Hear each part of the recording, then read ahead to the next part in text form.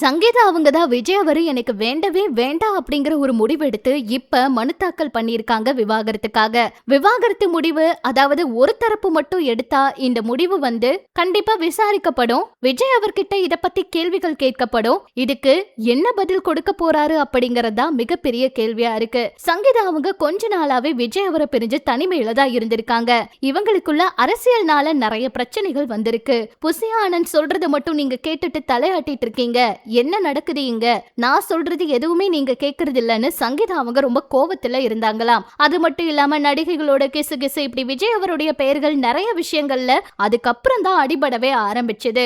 சங்கீதா அவங்களுடைய இந்த பேச்சு பிரிவு இது எல்லாமே மிகப்பெரிய அதிர்ச்சியை ஏற்படுத்தி இருக்கு. சொல்ல போனா அப்பவே நிறைய பேர் இந்த விவாகரத்து அப்படிங்கிற விஷயங்களை பரப்ப ஆரம்பிச்சாங்க. அது உண்மையா இருக்காதுன்னு ரசிகர்களும் தொண்டர்களும் நினைச்சாங்க. ஆனா இப்ப அது உறுதியாவே ஆயிருச்சு. விஜய் அவருடைய எந்த ஒரு ஆடியோ லான்ச் நிகழ்ச்சிகள் ஆகட்டும், எந்த ஒரு முக்கியமான விழா நிகழ்ச்சிகள் ஆகட்டும், ஒரு நாள் கூட சங்கீதா அவங்க கலந்துக்கவே இல்லை. அவங்களுக்கு 2 குழந்தைகள் இருந்தாலுமே அவங்க அவங்களுடைய வேலைகளை பார்த்துட்டு இருக்காங்க.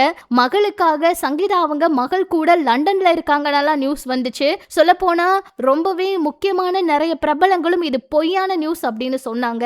ஆனா உண்மையாவே அவங்களுக்குள்ள பிரச்சனைகள் இருந்து இப்ப அந்த பிரச்சனை வெடிக்க ஆரம்பிச்சிருக்கு. இதனால சங்கீதா அவங்களும் எனக்கு இந்த வாழ்க்கையே வேண்டாம், விவாகரத்து வேணும் அப்படிங்கிற ஒரு முடிவெடுத்து மன உளைச்சலுக்கு ஆளானதா சொல்லியிருக்காங்க.